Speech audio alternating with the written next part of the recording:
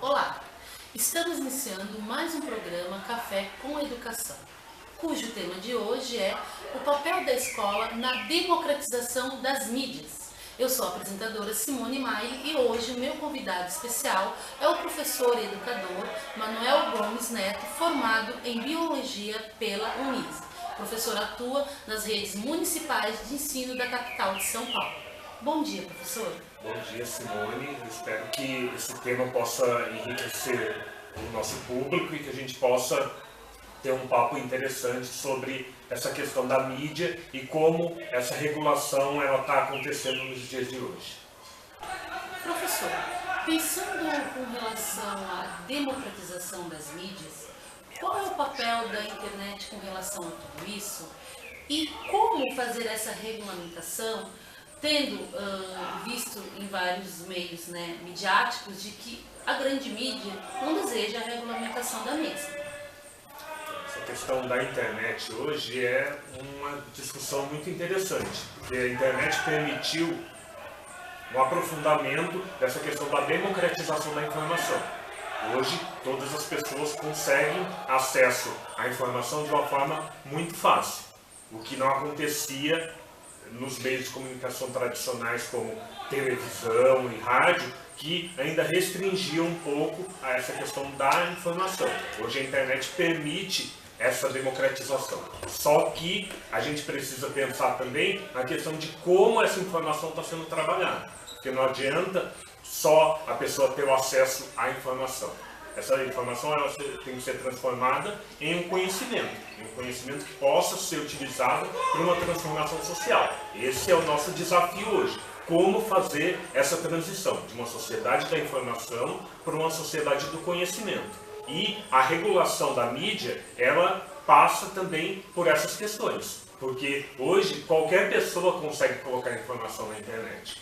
Então, como a gente consegue, dentro desse processo, fazer com que essa informação que está sendo colocada ali, ela seja regulada, ela seja controlada de uma determinada forma e que aquilo não seja colocado de uma forma sem intencionalidade, ou que aquela intencionalidade seja mediada por pessoas que vão controlar, como a gente tem, por exemplo, no Wikipedia, a gente tem esse processo de mediação. O conteúdo é colocado lá na internet, mas existem pessoas que vão mediar aquele conteúdo, para que aquele conteúdo ele possa ter um objetivo, que é construir um conhecimento.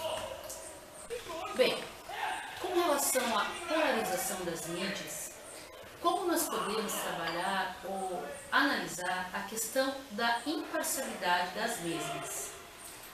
Essa questão da imparcialidade é um problema que a gente tem nas mídias de uma maneira geral, porque nós temos grupos oligárquicos que dominam essas mídias e eles trabalham a questão da informação segundo interesses. A gente tem vários exemplos disso, não só na mídia brasileira, como na mídia mundial, onde determinados grupos que dominam esses meios de comunicação manipulam as informações de acordo com os seus interesses. E é uma questão que a gente precisa saber mediar para que essa informação ela seja, de uma determinada forma, capaz de atingir o público e não manipular essa população de maneira que eles sigam determinados caminhos.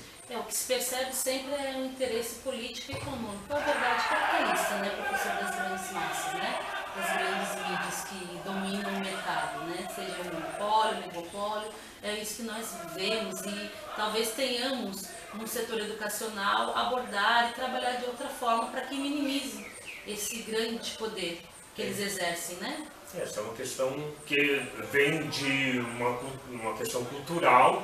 A gente tem aí no Brasil, se a gente pegar os grandes senhores de terra que manipulavam as pessoas oferecendo determinados tipos de produtos ou de benefícios para que essas pessoas fossem manipuladas em relação ao seu voto. Hoje a gente tem um outro tipo de manipulação, que é a manipulação da informação. Hoje, o poder está na informação. Então, quando eu manipulo essa informação, eu também estou manipulando o poder dessas pessoas. E estou tirando o poder das massas e deixando esse poder concentrado em determinados grupos. Professor, qual é o papel da escola com relação ao processo de democratização das mídias?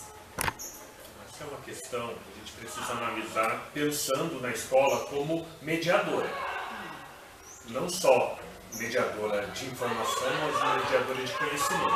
A gente percebe que os alunos, eles têm acesso às mídias. Só que como que o aluno vê a mídia, como ele analisa o que está acontecendo nessas mídias dentro de um processo social e histórico, é o que a gente precisa analisar.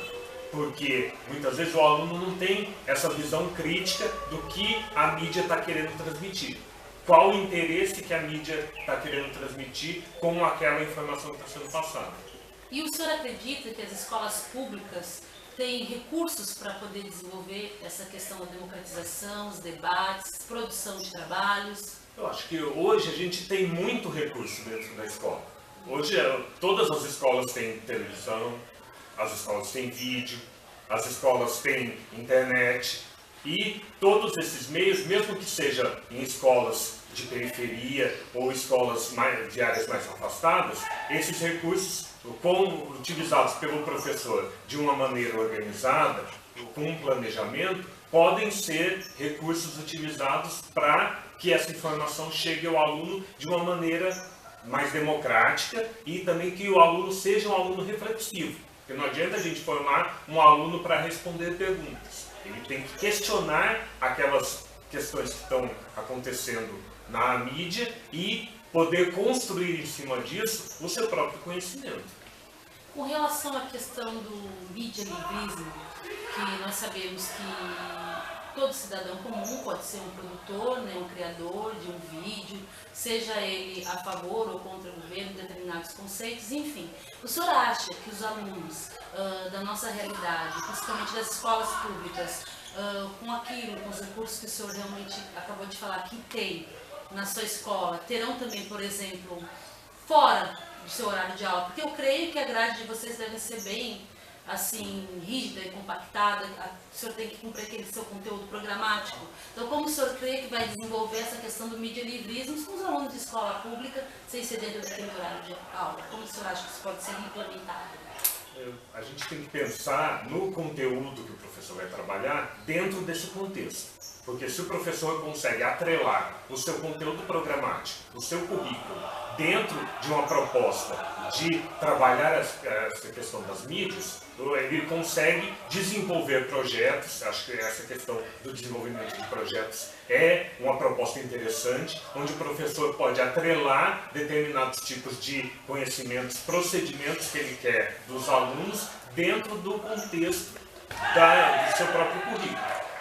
E hoje os alunos produzem já vídeos, hoje os alunos produzem podcasts, só que esse processo está disseminado e muitas vezes não é direcionado para uma determinada finalidade. Os alunos postam vídeos no YouTube, postam vídeos no Facebook, mas qual o direcionamento que está sendo dado para esse tipo de produção? Será que o aluno não pode produzir um vídeo falando sobre a realidade do seu bairro? Como construir ou modificar a realidade do bairro a partir da visão do próprio aluno, que pode ser com o seu smartphone, que pode ser com a câmera digital. Se o aluno sai pelo seu bairro e ele consegue ter um olhar diferente a partir da mediação do professor, ele consegue mostrar para a comunidade que aquela realidade ela não precisa ser necessariamente daquela forma e que ela pode ser modificada com uma organização que pode partir de dentro da escola, mas que pode partir de outros meios, de outras instituições que se agreguem ao trabalho da escola e transformem isso em um processo que dissemine na comunidade e faça com que a comunidade possa se apropriar e criar um pertencimento do bairro para que essa transformação possa acontecer. Ok. Bem, Chegamos ao fim de mais um programa Café com Educação, com o nosso convidado especial, professor Manuel Gomes Neto. Agradeço a presença, muito obrigado e até uma próxima, professor. Muito obrigado, Simone, e eu aqui agradeço pela oportunidade de estar dialogando com o nosso público e estar trazendo essas questões tão importantes para o nosso cotidiano. Obrigada.